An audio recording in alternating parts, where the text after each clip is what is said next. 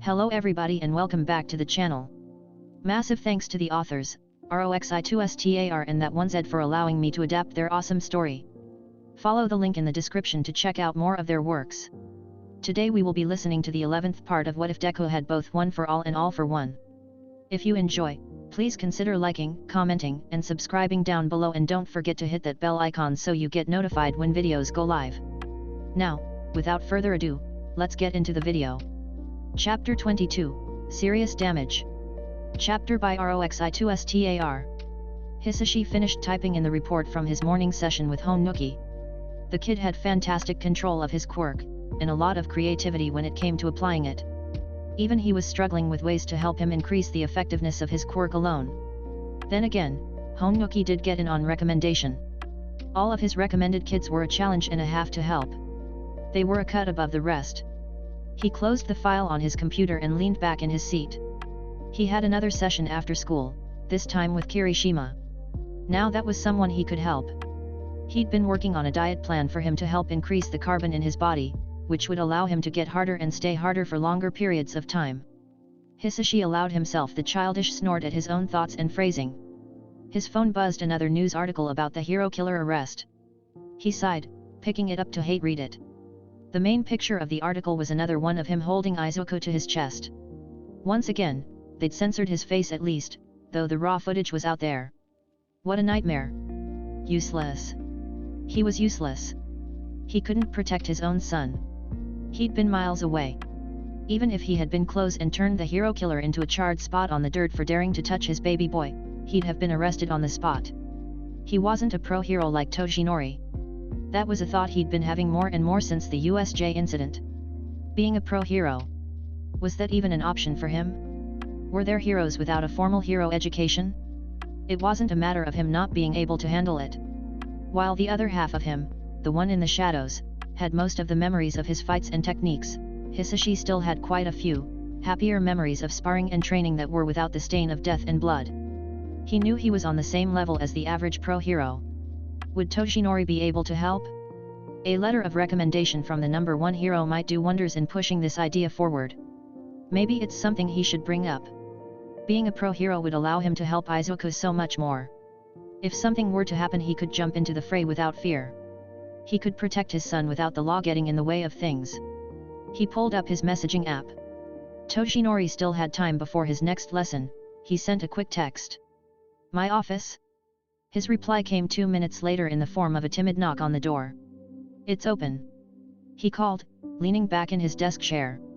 Toshinori opened the door, smiling at him. Everything okay? He asked, closing it behind him. I have coffee for you. He held up a mug from the teacher's lounge. I love you, Hisashi said, standing to take the mug. It was made just the way he liked it. He took a long sip, letting the bitter taste and heat wash away some of his worries. You're the best friend a man could ask for. Truly. The number one best friend. He laughed, patting Hisashi on the shoulder. Who's my competition? Endeavor. A small joke between them. Ever since they'd taken Todoroki for the weekend after the sports festival, he'd improved greatly. Both in his attitude as well as his quirk. Though a lot of that had been Izuku's doing, what with him using all of one on him, accidentally giving his quirk a boost in strength. Endeavor had noticed the change and he liked it. He'd been calling and texting Hisashi non-stop since then to talk about Todoroki's future, how to keep him on this path, and to keep up whatever work Hisashi was doing with him. Fuck no, Hisashi cringed, that guy sucks ass so hard I cannot stand him. I hate that he seems to like me. He keeps wanting to have parent counselor meetings to discuss Todoroki. He washed away the bitter taste Endeavor left in his mouth with more coffee. Toshinori sat in one of the chairs in the office. So, what did you call me in for? He chuckled and added, not in trouble am I? Hisashi's mind went in a completely different direction. He shook his head, both to clear his brain and to reply to Toshinori. No, nothing like that. Just looking for your opinion on something, he began, sitting in the seat next to him. How feasible would it be for me to obtain a hero license? Hero license? Toshinori asked. Wow. I'm not sure. You don't have a traditional education. But I know you're there at least skill-wise. I can look into it. The Hero Commission might listen to me if I recommend you. They've been talking about how to beef up the hero ranks. After the USJ and now the hero killer, people are starting to get nervous. One more big incident and there might be public outcry. So the more heroes the better, I say. He hummed in thought for a long moment before he asked, what brought this on? Hisashi sighed. I can't protect my own son, he confessed, not legally at least. I understand, he said, leaning forward to take his hand. I'll do some research. If they allow you to take the exam, you'll pass with flying colors, I can tell you that much. You're a tough guy. He used his other hand to pat his injury with a wink. Even with just one quirk. I don't know how you can joke about that when the bastard that did it could be around any corner, Hisashi said, but still let out a small chuckle.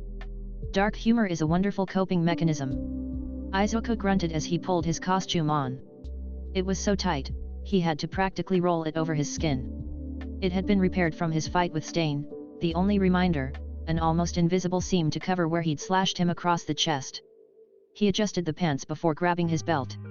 Oh, Shoto said next to him, leaning back with his eyes on his ass. I didn't get a chance to really look last time I saw you, but there it is. Looks better in person. Izuku blushed, reaching behind himself only to grab at the soft little fluff of green that had been added to his costume. Right. The rabbit tail. Well, he supposed it was rather cute. He looked behind, wiggling his hips. Oh yeah. It's cute, he said, it's really sewn on there too. Probably so they don't have to replace it all the time. He grinned at his boyfriend. Wanna feel it? Shoto flushed but nodded. I do believe I was offered the first squeeze, he said. He hesitated before reaching down and grabbing it in his hand. It's soft, he said before removing his hand. He returned to work, getting dressed and pulling on his regulator. Ida blinked at the pair of them, before glancing at Izuku's behind. His entire face went red. Why do you have that? Lost a bet? Izuku sighed, one I didn't even agree to, but I'm gonna roll with it. He began to pull his gloves on. I mean, it does make me look friendlier, doesn't it? Deku, what the fuck is that? Kaken called from across the dressing room. He was still fixing his gauntlets. My rabbit tail, Izuku said defiantly. It makes me look friendlier, he said again. Sure Izuku, keep telling yourself that and you might believe it someday. And cuter, Shoto mumbles next to him. Izuku stepped on his socked foot, drawing a small gasp of pain from his boyfriend. It does add a certain charm, Ida said very seriously, still blushing. Not to mention the brighter color of your outfit. Before it was a bit, as the kids say, edgy. A better look for underground work. He motioned to him. This is much more becoming of a limelight hero. You want an outfit little kids would feel good dressing up in. Shinsu, who was just wearing his gym outfit, along with an odd-looking mask and a set of capture gear much like Aizawa wore, appeared by their side. I dunno if kids should dress up in a tight sexy spandex rabbit outfit. Shoto bristled at the word sexy as Izuku pouted. It's not sexy Shinsu-kun. It's tight to be practical. I'll have you know my costume is very easy to maneuver in. It's also not spandex, it's a rare spider silk blend that happens to be extremely durable. He huffed, Shoto, Ida, back me up here and tell him my outfit isn't sexy. Ida coughed, rubbing at the back of his neck, and said nothing. Shoto only shrugged and said softly. I think you're very sexy. His face had to be bright red at that point. Sh Shoto. He said, covering his face with his arms. I need to finish getting ready. You're all terrible. I am a pure sweet boy, he said, deciding to ignore them and finish getting his outfit on. Hey, Shinsu-kun. Kaminari greeted, stepping into their little area. We're super glad to have you, man. You're popular with the ladies, right? All tall, handsome, and mysterious like this. He motioned to him. I can tell. Shinsu quirked a brow at him. Not really. But ladies aren't exactly popular with me.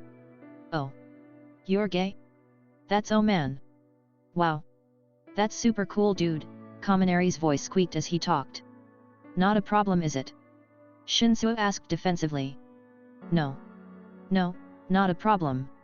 Opposite of a problem, I mean I'm also not straight, that is. I mean girls are super cute too, but like boys. Am I right, fellas? He asked.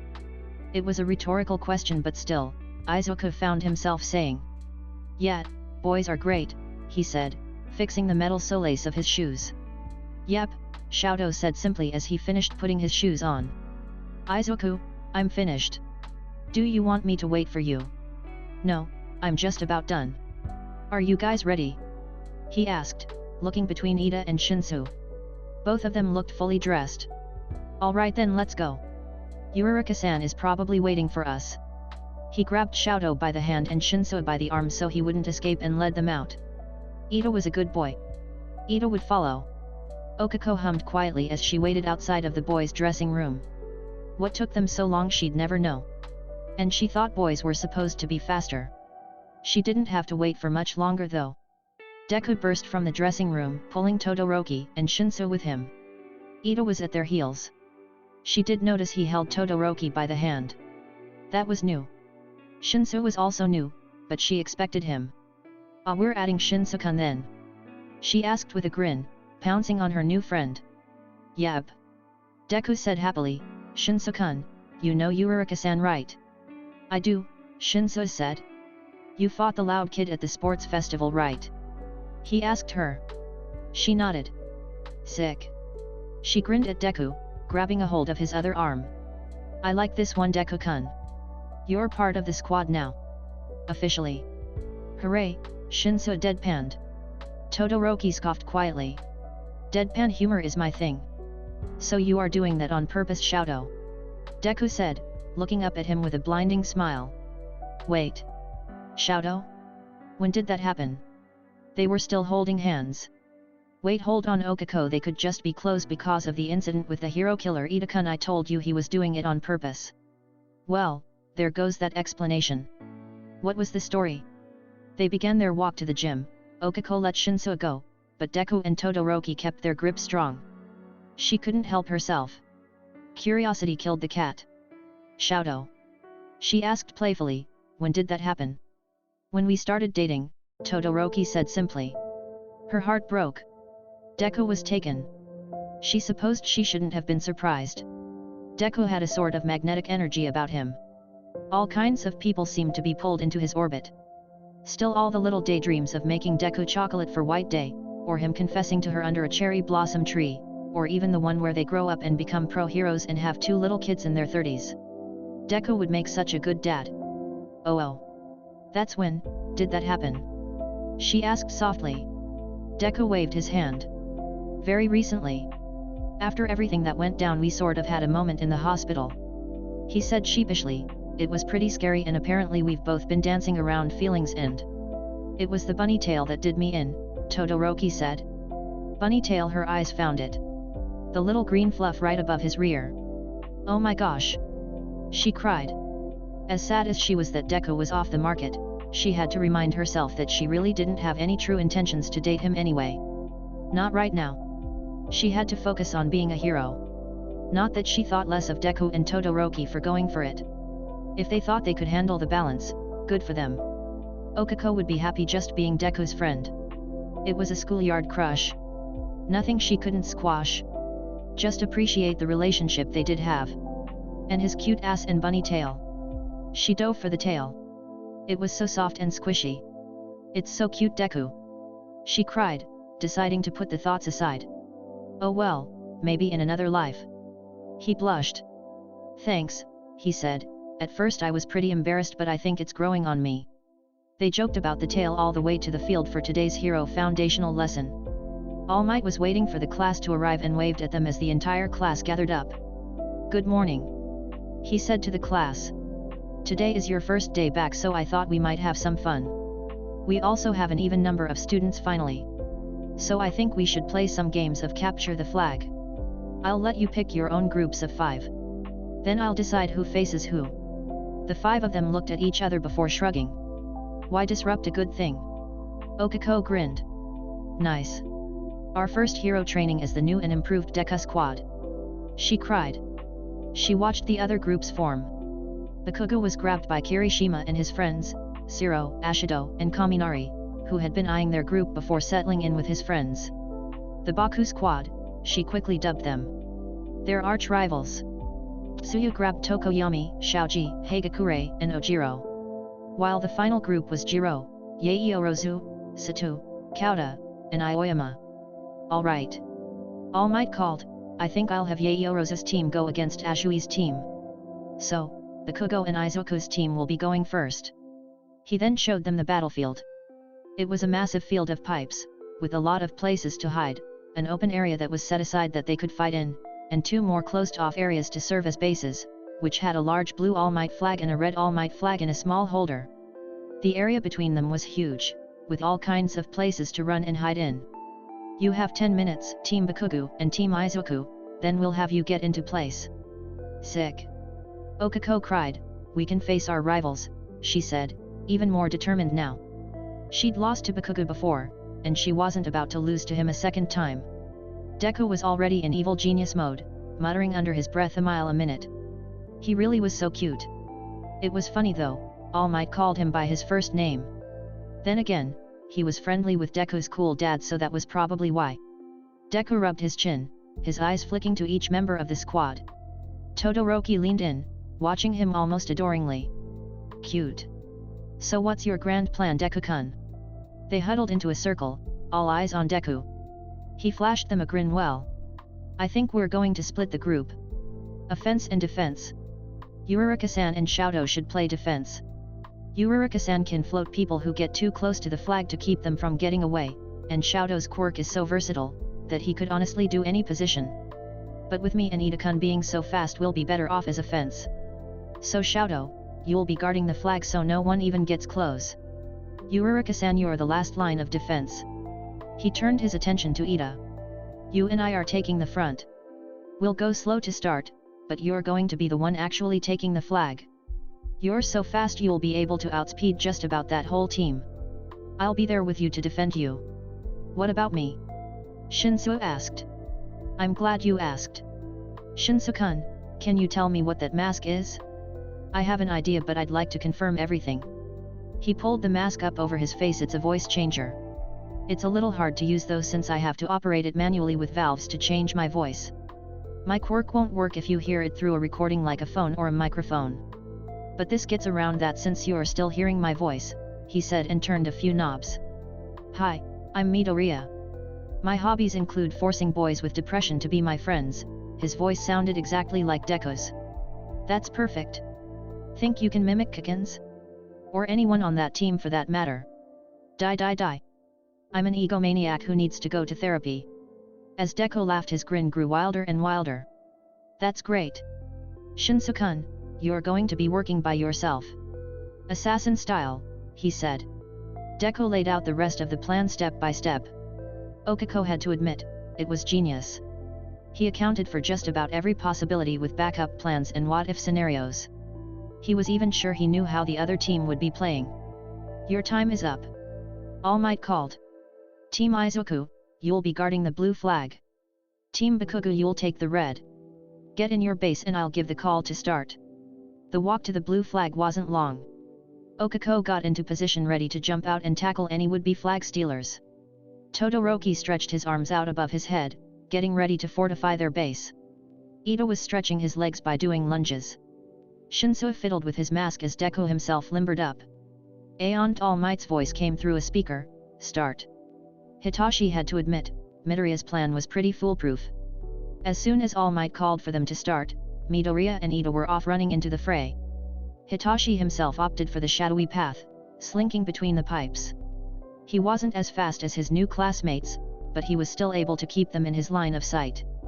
Before long, they reached the middle section. Bakugo, Shiro, and Ashido were waiting for them.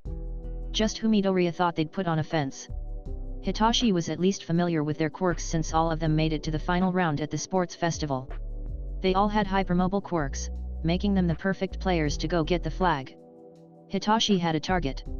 Midoriya had essentially given him a hit list, and he wouldn't disappoint. That would be like kicking a puppy. He watched as the two sides clashed. Midoriya and Bakugo practically slammed into each other. Again, just like Midoriya had anticipated. Ida dove straight for Ashido, kicking into her so hard it sent her and her acid flying. She slammed into a large pipe, and Hitachi got to work. He flicked the final valve on his mask, his voice coming out as Ciro's. "Ashido, you good?" he asked her. My head, she sighed before calling back right as his quirk activated and her mind shut off. "Ashido," Ciro called before cursing as Ida turned his attention onto Ciro. But Ciro had the advantage of being in the air. He swung away from Ida into Bakugu's line of sight. Smart man. Hitachi and Ida both pressed on. Midoriya would catch up. He could hear the explosions behind him. The taunts and the insults too. "I'll tear your guts out, Deku. Gotta catch me first. Get back here and fight me. And I thought dogs were supposed to be good at hunting rabbits. Then again, Pomeranians were bred to be lapdogs for royals. Maybe you gotta find a king to sit on. Maybe a very manly king. I'll murder you." Shinsu heard a loud crash. Then, a streak of green landed to run next to Ida. "Great job. I managed to shake Kikin for now. I threw him off his rhythm and he crashed into a pipe. Though once we have the flag he'll be back on my tail," he called. "How are we?" he asked. "Great," Hitachi called, using his mask to make him sound like Ida. Just in case someone was nearby. Midoriya grinned. They had reached the outskirts of the red base. Distantly he could hear more explosions and the shattering of ice. "Ignore that. Focus on the job in front of you, Hitachi." He slipped around the outsides of the base area. Midoriya and Ida ducked out of sight. It was time for Hitachi's next target. Kaminari and Kirishima were guarding the flag. Kirishima was on guard, halfway in his hardened form and ready to go at a moment's notice. Kaminari was in the front, closest to the entrance of their base, ready to shock would-be intruders. He wasn't looking at Kirishima. "Good." He adjusted the valves on his mask again. "Any sign of them, dude?" he asked in Kirishima's voice. Kirishima himself gawked, about to open his mouth to speak, but Kaminari beat him to it. "No, Nath." Hitachi's quirk clicked into place. He whistled for Ida and Midoriya to go. They crashed through the base's archway together, both of them speeding past the helpless Kaminari. Midoriya was grinning madly as he pounced on Kirishima. His hardening was strong. It looked like Midoriya's superpowered kicks did nothing to him. But subduing Kirishima wasn't his aim, as Midoriya landed behind him. Ida began to pull the flag from its holster. It seemed to want to come out slowly. Must be in there tight. Hitachi ran out to help, grabbing the flag as well. His fingers curled around the red flag's pole. "Pull!" he cried, helping Ida get it out. Kirishima cursed. "Shit!" He ran at them, only for his body to be pulled back into Midoriya's hand. "Sorry Kirishima, not done with you yet." Midoriya laughed, kicking him directly upside the face. "Feels good to not have to hold back. Man, for such a sunny guy he sure was terrifying." Hitachi redoubled his efforts on the flag before finally he and Ida pulled it from the holder. "The red team's flag has been taken." All Might's voice boomed through the field. "Now run like the wind," Hitachi said, handing it off to Ida. "Todoroki should be getting into position to protect you." He motioned to Midoriya, who was still in a one-on-one fight with Kirishima. "We'll be guarding your rear." Ida nodded and saluted before his engines sparked to life. Like that, he was off. Hitachi grinned. These hero kids, man, there were an odd bunch. He clicked a few more valves before speaking, this time in Kaminari's voice. "Bro, where did the flag go? What happened?" Kirishima, too distracted by Midoriya who was attempting to pound his face in, called back. Ida took and he too stopped moving. Midoriya beamed at him. "Shinsu-kun, you're doing awesome," he called before bounding past him. Hitachi grinned, watching him bounce. So that was why his costume looked like a rabbit. He kind of moved like one. "Can you keep the three of them under control?" he asked, pausing a moment. "I can't control anymore. 3 is my limit. But as long as no one does any physical damage to them, they should stay nice and still. I wouldn't recommend commanding any of them, since they'll all do the command and I don't want to hurt any of them." "Fair," Midoriya called before jumping back into the fray. Hitachi slipped into the shadows of the pipes, running to try and keep Midoriya in his sights. His heart was pounding in his chest. This was exhilarating. He took this moment to appreciate that he was here. In the hero course. He was learning to be a hero. And he was doing well on his first day. He was going to buy Midoriya lunch later. Even if they didn't win, Shinsu got to show Eraserhead exactly why he deserved to be here. And that was enough. Izuku bounded onto the scene. Ida and Shoto had met at their rendezvous where Zero and Kiken were fighting them. Zero was zipping around with his tape, attempting to get the flag from Ida. Ida, who was just as fast on the ground, was avoiding him. Kiken meanwhile was screaming and desperately trying to blow Shoto's face off. Blue fire was exploding off of Shoto's body. The blue faded into reds and oranges as he launched a large stream of it toward Kiken. Izuku grinned. He needed to get Kiken off him so Shoto could clear the path to the base. "Hey, Kiken," he called, before springing himself up onto the ice that Shoto had created. In the air, he quickly extended the cleats from his metal soles. He landed so hard that some ice cracked under his feet. "Wanna see what I learned at my internship?" he asked, "because I wanna see if you learned anything other than a new hair care routine." Kiken turned, his red eyes murderous, Shoto completely forgotten. "Deku," he spat, "this entire fucking thing is your plan, isn't it?" He feigned innocence, striking a pose much like a shy schoolgirl, putting one leg behind the other and covering his masked face with a hand. "Who little ol me?" He gave a wink. "Why yes it is. It's all going right as I thought. You're pretty easy to predict, Kiken," he said and bounced off to the ground. "Fuck you," he screamed, landing on the ground behind him, explosions radiating off his palms. "I'm gonna make you eat the fucking dirt." Izuku only laughed, jumping out of the way, leading him back away from the fight. "Sounds great. I'm super hungry," he called. Kiken was fast, landing on him. Izuku squealed as he fell to the ground. A massive explosion going off. His ears groaned at the loud noise, but his face mask blocked the smoke. He heard the ice move and Zero's voice rang out, "Bakugo. He's getting away. Leave Midoriya alone and help me, damn it." Kiken looked up to watch as Ida ran through a hole in the ice toward the blue base, still carrying the red flag. He snarled and jumped to follow only for Shoto to close the entrance behind him. Kiken exploded himself towards the sheet of ice, blasting a hole through it and into the base he went. Izuku jumped, following behind. Zero was there as well, but Shoto's flames cut him off so Izuku could push ahead. Ida was nearing the flag stand, but Kiken was right on his heel. He had too much momentum for him to use pull on, it would just shoot him towards Kiken. Izuku pushed to make it to Kiken but Eureka's voice cut out from above them. "Release!" she cried, landing on Bakugo. "Gotcha!" Izuku jumped as well, grabbing Kiken with her to hold him still as Ida slotted the flag into its holder. "The blue team wins!" All Might cheered. "Yet!" Izuku called, letting Kiken go. He and Eureka both ran to Ida, and into his arms.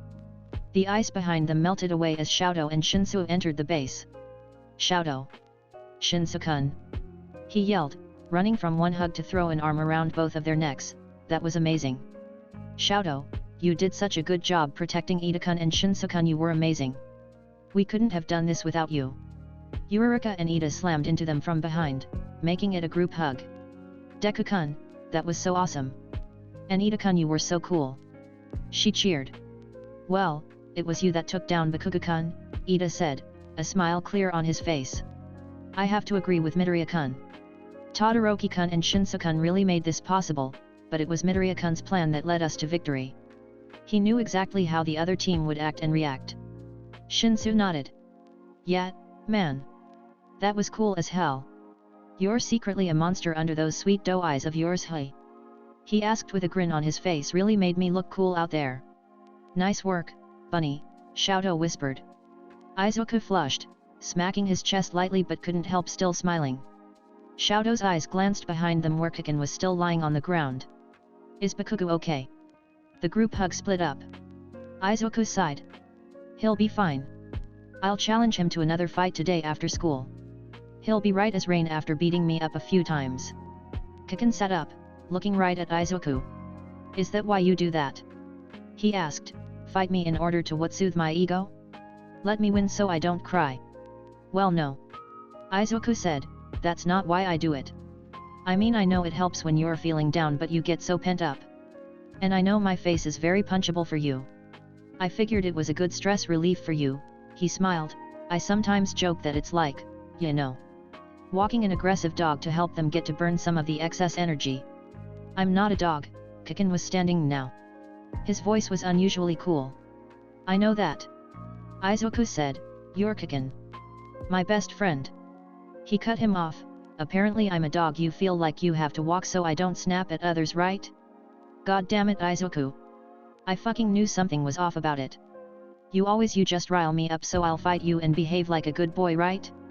Always fucking looking down on me. No.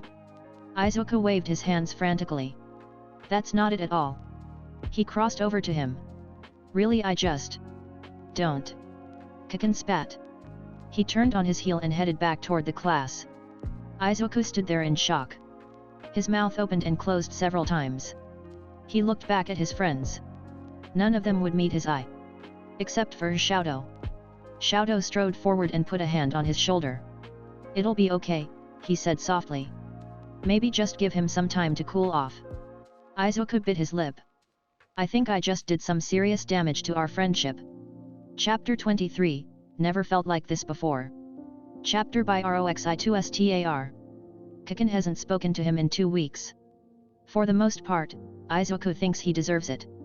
When he looks at the situation honestly, yet, he was kind of condescending to him. He did kind of think of him as an overly noisy dog. To a degree, his weekly fights with Kikin were a chore he did to keep his friend calm. That couldn't have felt great to learn. He did owe Kikin an apology. That is, if his friend would even hear him out. However, on the other hand, Izuku still kind of thought he was right. Kikin had proved it before. If he didn't coddle him with these little scraps, he got moody and took it out on others. Kikin's bad attitude had cost Izuku dearly before. He remembered being a small child during those 5 years between when Kikin's quirk manifested and Izuku discovered his own. He remembered. Kikin had been awful. Izuku shuddered to think what would have happened had he actually been quirkless. Would they never have become friends again? Would the bullying have kept up? He was actually sort of afraid it would start again, now that Kikin had nowhere left to put his aggression. Where would it turn towards? Izuku's job was to be a happy punching bag who punched back. Let Kikin get his anger out, then put him down to keep his ego level. A back and forth Izuku didn't even have to try and maintain because in quirkless hand-to-hand they really were equals. He wasn't sure where they'd stand in a one-on-one quirk fight. They'd never have the chance. Kikin was so good with his quirk, but Izuku's kit was ever expanding. Speaking of fights, Izuku had to admit he was missing them. He wanted to feel the pain of knuckles smacking his jaw. He missed the feeling of his face meeting hard concrete. The burn of his arm being twisted around behind him. He also missed the sensation of keeping his opponent down, pinning them under him until they yielded. He supposed he could ask one of his other friends. Yurika was always down to practice her hand-to-hand. Ito would certainly be one he'd have to focus to keep up with. Shinsuke probably needed the extra training since he was about 2 months behind them. And of course, lovely Shadow would probably die than deny Izuku anything. But it wasn't the same. It was the end of the day, and Kikin was at the desk in front of him as normal. Izuku wanted so badly to just gently poke his back with the eraser end of his pencil. Hear the raspy growl of "Oi, what the fuck do you want, Deku?" The last time he'd tried that though, Kikin had just left the room. It was weird. That wasn't his usual explosive anger. Instead, he leaned back with a sigh, tossing his pencil into the air and letting it fall back into his hand with pull. He'd finished his work for the day, and was just waiting for the final bell. Izuku was already asleep at his desk. He tossed his pencil again, calling it back. It landed in his palm just as the final bell rang. Izuku didn't even shift. He sat up and packed his backpack, hanging back for Shadow. Kikin on the other hand tore out of the room, a sheepish Kirishima following after him. "Izuku," Shadow's voice came from behind him. He already had his messenger bag on. "Are you doing anything today?" he asked. Izuku looked up, a smile growing on his face upon seeing Shadow. "No, just some math homework," he said. "Why do you ask?" "My father's out of town. Would you like to come over for a while? We can do our homework together." Izuku smiled brightly. "Sure. That sounds great. I can help you with that English paper present Mike gave us." He poked his boyfriend's side before gently grabbing his cooler hand. "I know you hate English." Shadow only grumbled slightly, intertwining their fingers. "It's a stupid language with stupid rules. I don't know how you're so fluent in it." That's just because Yagi-san used to live in America, so his English is pretty perfect. They left the classroom hand in hand, giving a goodbye wave to their other 3 friends. And Dad speaks English pretty well too. Think you can help me with the math homework? Sure. I'm not sure how good of a teacher I'll be. Izuku giggled, nuzzling into his arm. That's fine. He looked up at his boyfriend. Will either of your siblings be home? Fuyamai will probably be home after us. She's a school teacher, he said. Natsuo. I'm not sure about. I'm never sure when he'll be home. He hates Dad. Probably more than I do, and that's really saying something. But Fuyamai probably told him that he won't be home tonight. If we're lucky he'll be home for dinner. He's in college so he might be busy with tests. Well, I hope I get to meet them. Izuku said. He pulled his phone out of his back pocket, texting in the family group chat that he was going to Shoutou's for a while. Dad responded with a simple, "Have fun, kiddo. Stay safe, please." Izuku and Shoutou both kicked their shoes off at the door. Shoutou handed him a spare pair of slippers and pulled him deeper inside the house. It was massive, complete with its own garden. It was very traditional. There was a sense of plainness, however, like no one lived there. More like a house for sale. Set up nicely, but with no personality so people could imagine their own lives filling the space. It made Izuku sad. Shoutou deserved a house full of as much love and kindness as he had inside him. "We can study in my room," he said, pulling Izuku down a hallway and towards the bedroom wing. A sort of strange panic overtook him. He and Shoutou were alone in the house. They were about to be alone in his bedroom. Izuku mentally slapped himself. They had been dating for 2 weeks. Way too soon for any kind of hanky-panky. That didn't stop the roll of heat in his lower stomach. What did stop it, however, was the slightly open door they passed. Izuku paused. Something in it had caught his eye. A shrine.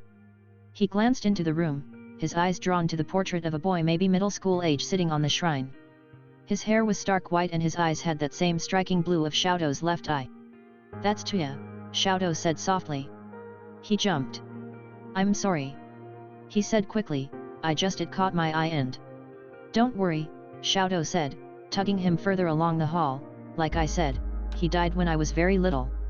I hardly remember him." Shoutou found his bedroom, sliding the door open and practically throwing Izuku inside. He lost his balance, taking a few steps to steady himself, but he came tumbling down onto the soft futon in the middle of the room. Blankets were strewn about the bed, the gentle campfire smell overwhelming him. This is where Shoutou slept. Shoutou stood at the entrance to the room, sliding the door shut behind him. His face was red. Whoops. He smiled shyly, his fingers pulling at the cover underneath him. Shoutou's entire body was tense. Slowly, he made his way deeper into the room, sliding his messenger bag off and dropping it to the floor. Then, like a cat stalking his prey, he moved closer to the futon. Izuku slipped his backpack off, tossing it aside as casually as he could. Shoutou's eyes were on him.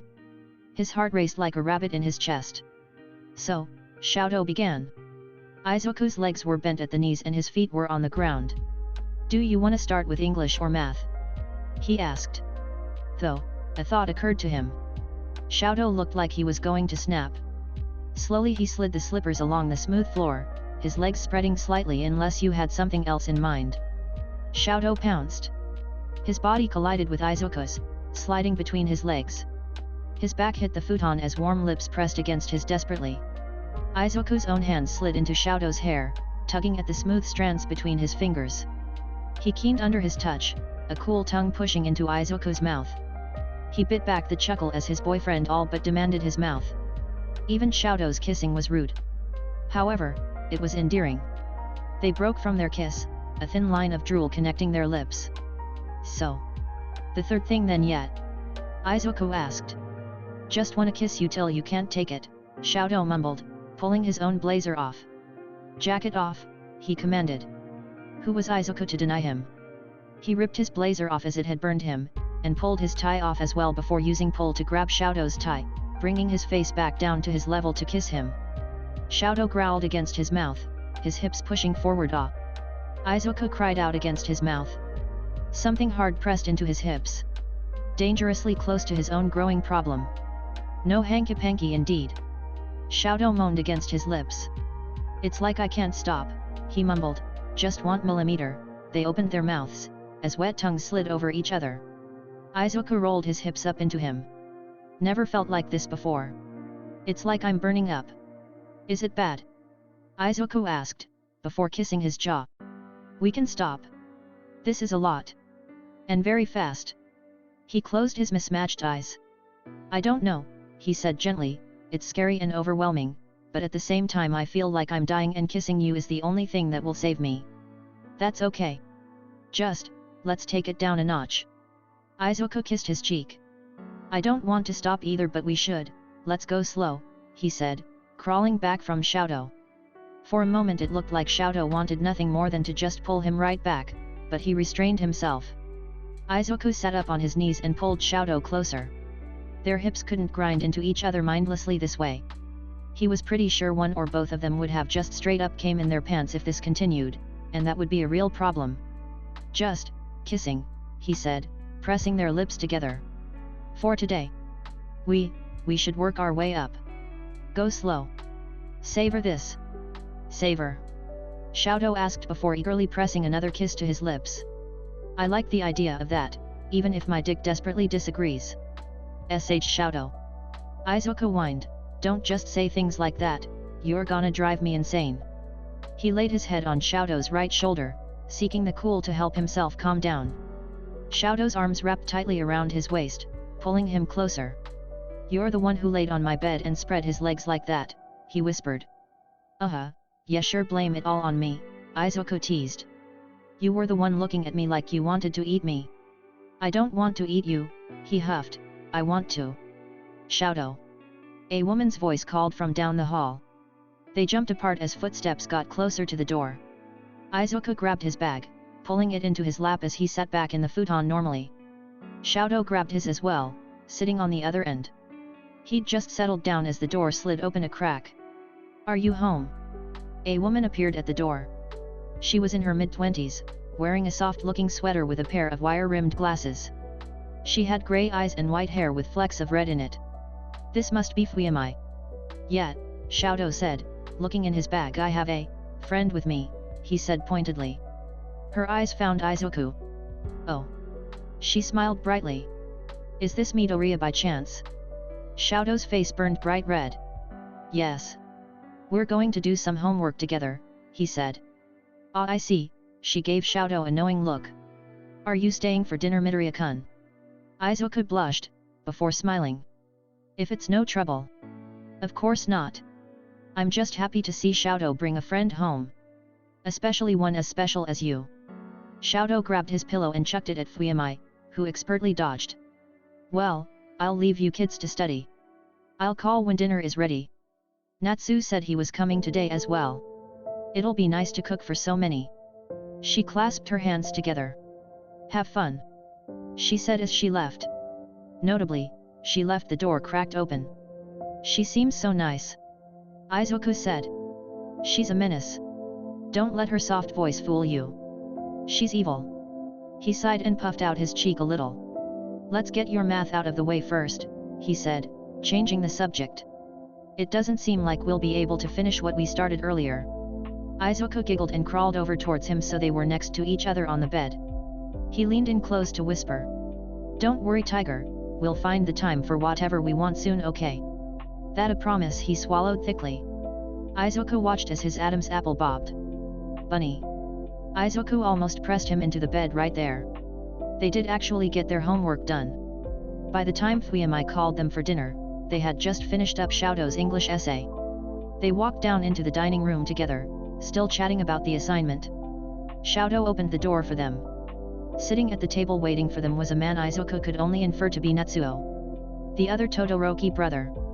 He was handsome, tall, and broad, with a head of white hair and grey eyes. Hey Xiao, he greeted. And who's this? He asked, motioning to Izuku. This is my boyfriend. Midoriya Izuku, Xiaodo said simply, before sitting down at the table. Izuku mustered up a smile as bright as they came. Hello. He said with a wave. Natsuo's eyes widened. He looked from Xiaodo to Izuku to Fuyamai, who was carrying the food in from the kitchen. "Ai?" he asked. "I feel like I missed a chapter. What is happening?" Fuyamai glared at him. He grimaced before turning to Xiaodo. "Like, a romantic boyfriend?" "Yes," Xiaodo said, taking the dish Fuyamai handed him. "You sound surprised.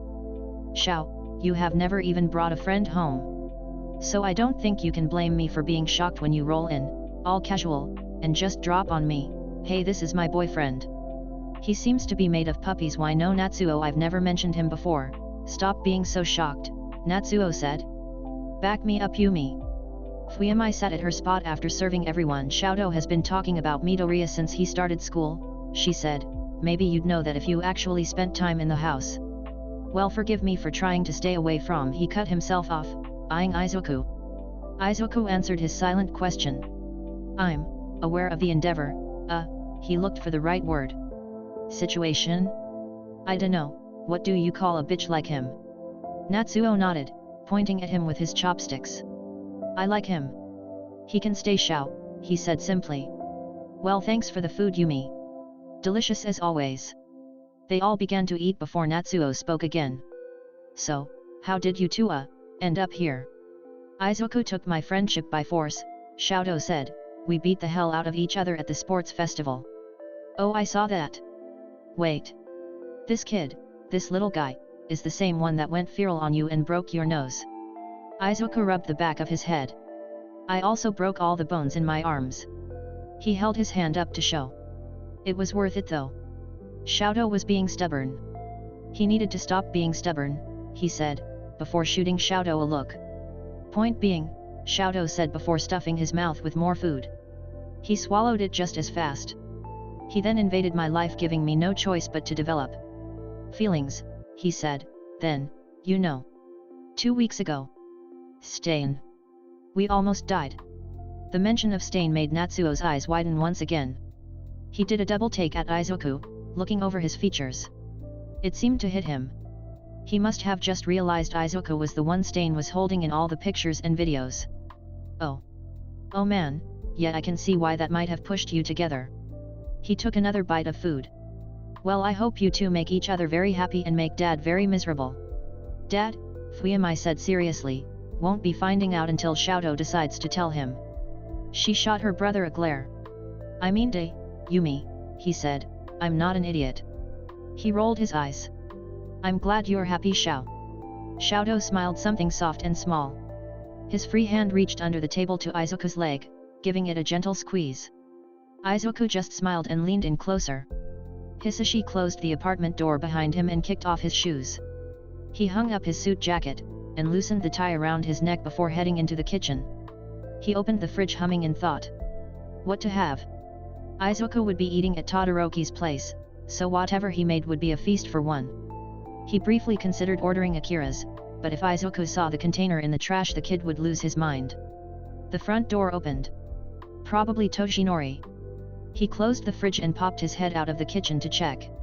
Sure enough, Toshinori stood in the hallway, pulling off his shoes. "Hey Tosh. I didn't expect you tonight," he said. He hung up his jacket on the hook next to Hisashi's. "I received some news you might like, so I thought I should rush over," he said with a wide smile. "I did some research and talked to a few people at the Hero Commission's office." He briefly inflated into all might. "Midoriya Hisashi, you are cleared to take the Hero licensing exam. You'll have to start with a provisional one and have it for 6 months before you can test into the real one, but..." Hisashi ran down the hall and grabbed the deflating Toshinori. The man was several inches taller, but that didn't stop him from grabbing him around the waist and lifting him off the floor as if he were made of feathers. "Tosh!" he cried, "that's amazing. Thank you so much, I could kiss you." Well, it's just..." "It was nothing," Toshinori said, patting the top of his head gently. "People tend to say yes to all might." Hisashi put him back down, only to go back in for another hug. "You'll have a written exam and a physical exam. They'll be about a week apart, sometime in late June or early July. So around the same time the kids are having finals?" he asked, pulling back from the hug. "Oh man, Izu and I are gonna make a stress feedback loop." He rubbed his face in his hands. "That's not a lot of time to prepare either." "Well, you probably could pass right now if you took the test blind, Toshinori said, placing a hand on his shoulder. I dunno, Tosh. I never really bothered to learn all that many hero laws. I mean, I know a lot now because of my profession, but all of that is just what I picked up on the job. Not from study. I can teach you on the side. We'll have some time where we can sit down and study together. I can get you practice tests to see where you struggle. I'm not sure what they'll have you do for a physical exam since not many adults take it, and certainly not this time of year, so it'll be smaller in scale. But it wouldn't hurt to exercise a bit more regularly. I'm sure Izuku wouldn't mind if you joined him in some of his workouts. Hisashi smiled at the thought. It would be nice. He and I, working our hardest to become heroes together. Have you told him you wanted to take the test? Not yet. I wanted to make sure I could before I got his hopes up, he explained. Hey, are you hungry? I cannot for the life of me figure out what to eat. We could get Akira's. Izu's on his study date. If he finds out we went without him. Toshinori smirked. Who said he had to know? What we do when he's not around isn't his business. If we want to eat delicious food, then we will. I thought I'm supposed to be the villain. After dinner, Fuyamai insisted they didn't need to help her clean up, so instead, Izuku found himself back in Shoto's bedroom. Izuku sat back on the futon, going through his school stuff. Was there anything else we needed to do? I think Midnight has a quiz for us tomorrow, but I feel pretty prepared, Izuku said. Shoto still stood by the door, sliding it all the way closed behind him. I don't think so. He bit his lip. We could just enjoy each other's company. He moved back over to the bed, sitting next to Izuku. Sure. I can pull a movie up on my laptop, or Izuku smirked, unless you want to do something else. Shoto sighed. We probably shouldn't. Knowing Natsu and Yumi, they'll probably burst in at random times. Izuku nodded in understanding. Would be worse at my place, he said. Tiny apartment, overprotective dad. Wouldn't it be nice if UA had a dorm or something? We could be roommates or sneak into each other's rooms. No one could stop us. Shoto hummed, leaning in closer. That's a nice thought, he said softly, pressing a kiss to Izuku's cheek. He giggled and threw his arms around his neck, nuzzling into Shoto's cheek. Shoto, why don't we just watch a movie and cuddle? Izuku offered. I'd put money on you not seeing any Disney movies. I have once or twice in passing. Fuyamai used to watch a lot of the princess ones when I was a kid. I remember liking what I saw, but he never really let me have idle time, Shoto mumbled. We're watching a princess movie then, Izuku said, more determined than ever. I'm making it my job as your adoring boyfriend to heal your inner child. Shoto stared at him blankly. Izuku, what the fuck does that mean? It's meant to be therapeutic. Doing the stuff you were denied as a kid.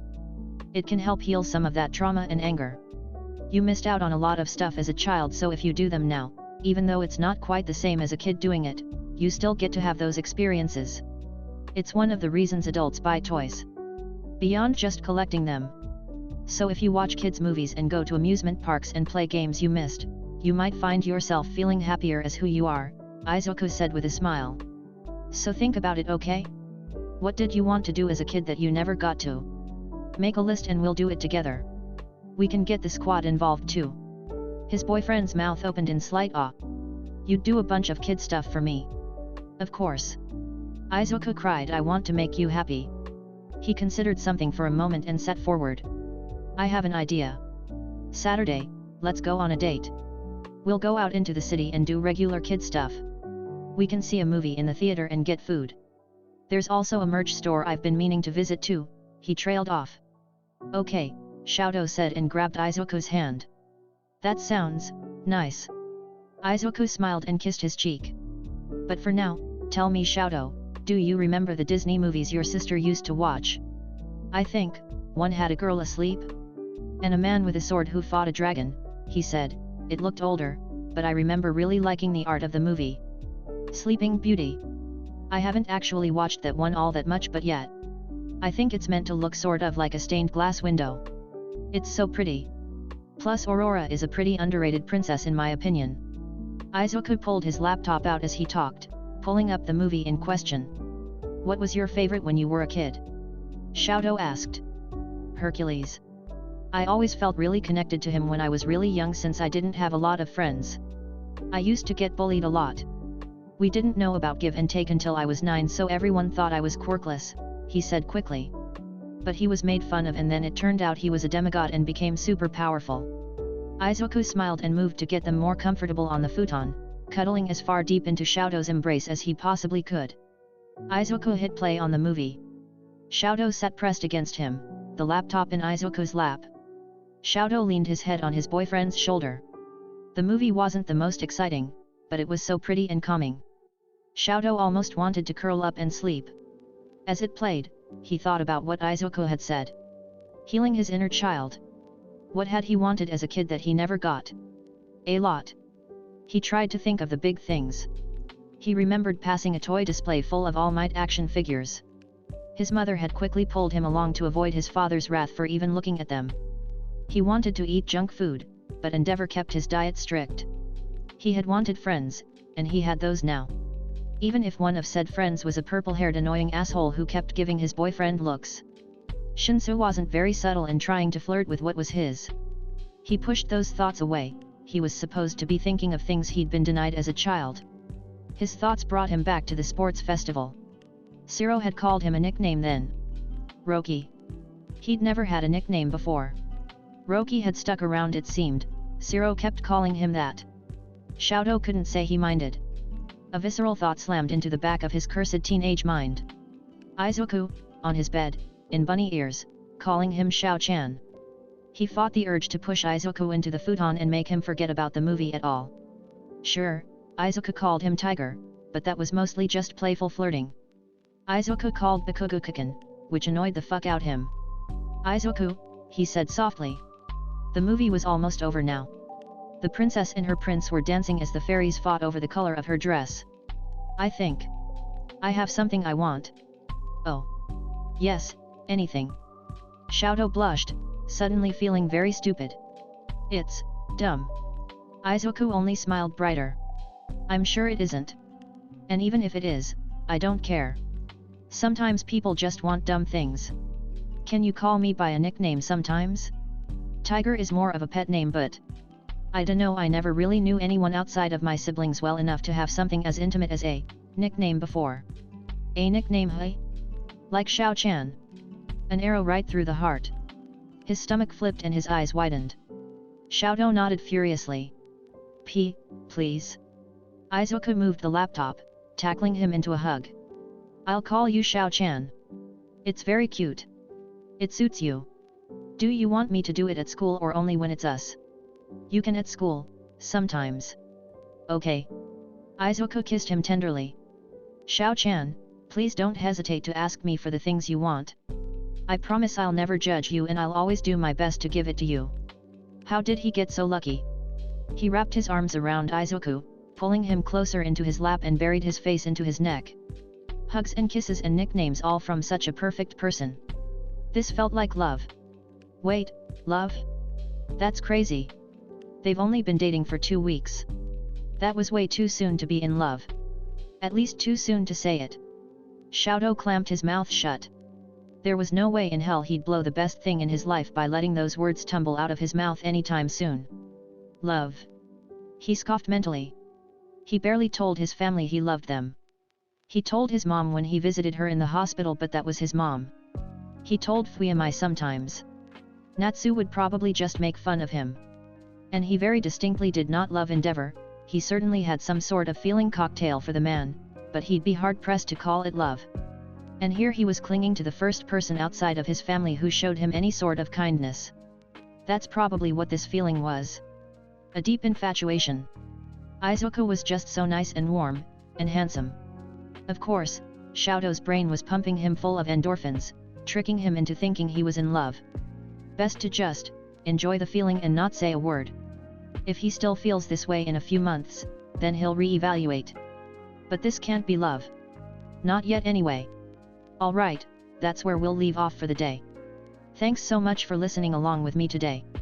If you enjoyed, please like and comment down below and check out the video or playlist on the screen for more content from me. I look forward to seeing you next time. Ciao for now, lovelies.